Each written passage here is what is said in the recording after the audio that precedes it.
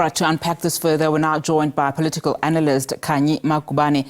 Khanyi, a very good afternoon to you. So pressure is mounting on President Cyril Ramaphosa to act against lobby group AfriForum's visits essentially to the United States. I mean, some political parties in South Africa, as we've just heard, have called for the organization to face some legal action, which they call treasonous actions. I mean, how do you view these developments playing out politically, including, of course, that Hawks investigations?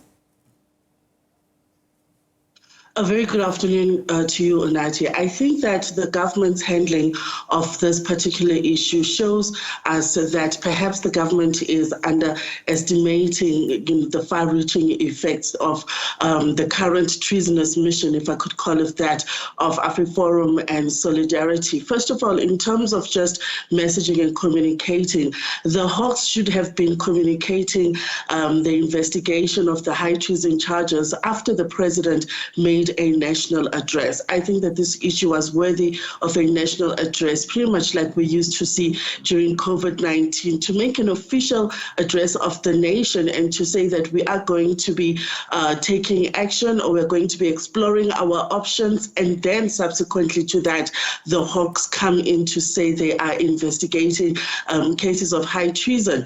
It's also important for us to just unpack the definitions of treason. In its very simplistic form, treason is betraying your own country.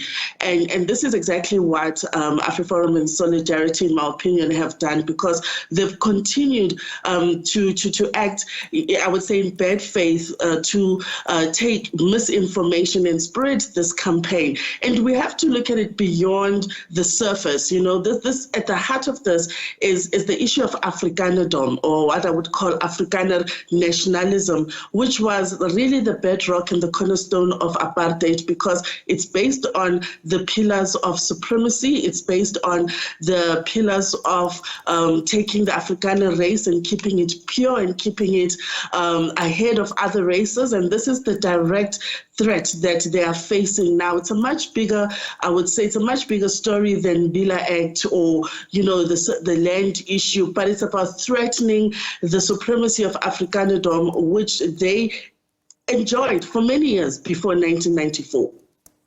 And just to explore that a little bit, I mean, although a number of dynamics come into play in terms of the US's latest move, against South Africa, some feel that AfriForum, as you also say, and Solidarity, in fact, have not helped the situation. I mean, how likely then are we to see further tensions between the US and South Africa further deepen, given that also there's just so much at stake here, from the cutting of the US aid and, the US aid and HIV funding, to concerns, of course, around renewal of AGOA, and just also the seemingly lackluster participation in the G20?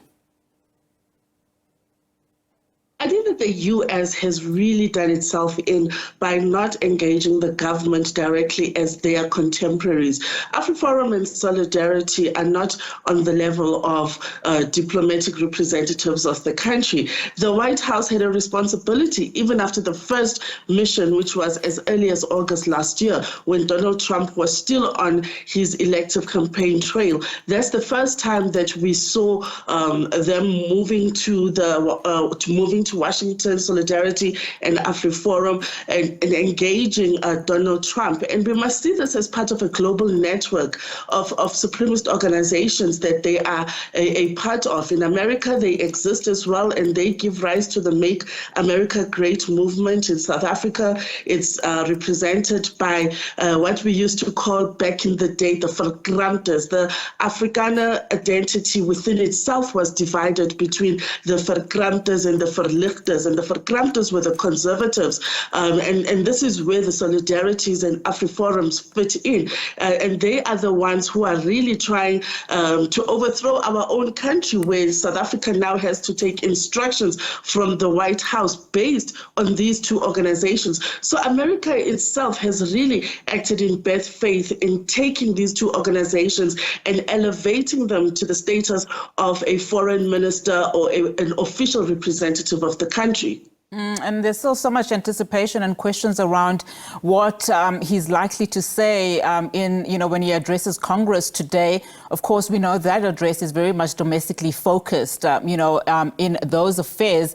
But some concerns when he does touch on geopolitics, in fact, if he will mention this country. But just bringing it back home, President Cyril Ramaphosa also saying that, in the main, AfriForum is causing division in this country. You would have seen, of course, how divided some South Africans are in terms of this particular matter. How will this, do you think, manifest itself domestically here, locally, especially as there is still so much contestation and contention around the Bella Act and the Expropriation Act from some quarters? And of course, some people, it is a lived experience for them in this country.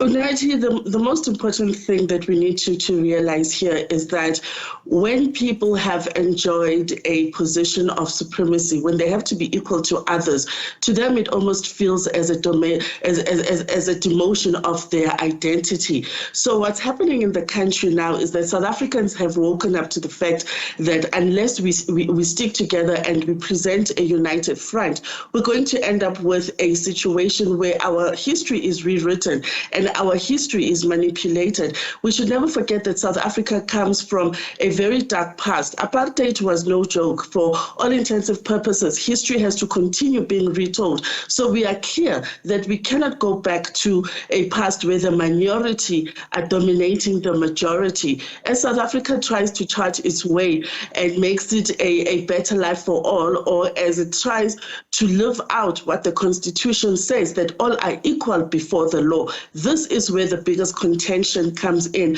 When there's a minority group who believes they are not equal with others, that they are supreme, that they are, heads and shoulders above other races and other tribes, for as long as that is the posturing and the narrative that they believe in, they will find themselves in the periphery of the national debate, because I think South Africans are very clear that what is coming out of the White House is not the reality of what's happening inside.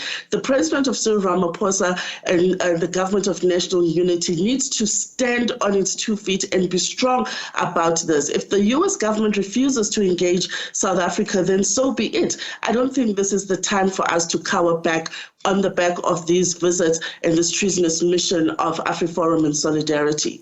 And as we wrap up, Khanyi, it would seem that AfriForum is not only, saying that it is doing this for the Afrikaner. In fact, it says it repeatedly that it's also for the better good of South Africans. I mean, I'm just looking at their statement that they posted yesterday, citing Kali Kriel, saying that any potential court case will provide AfriForum with a platform to show how disloyal ANC leaders behave towards ordinary people of the country by gambling with the country's future.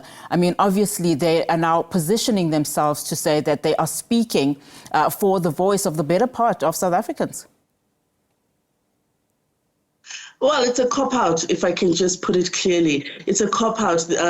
Black South Africans have never been in the interest of solidarity and AfriForum. The majority of South Africans are black, are poor, are disenfranchised, are economically excluded, are financially excluded, are academically excluded, our youth.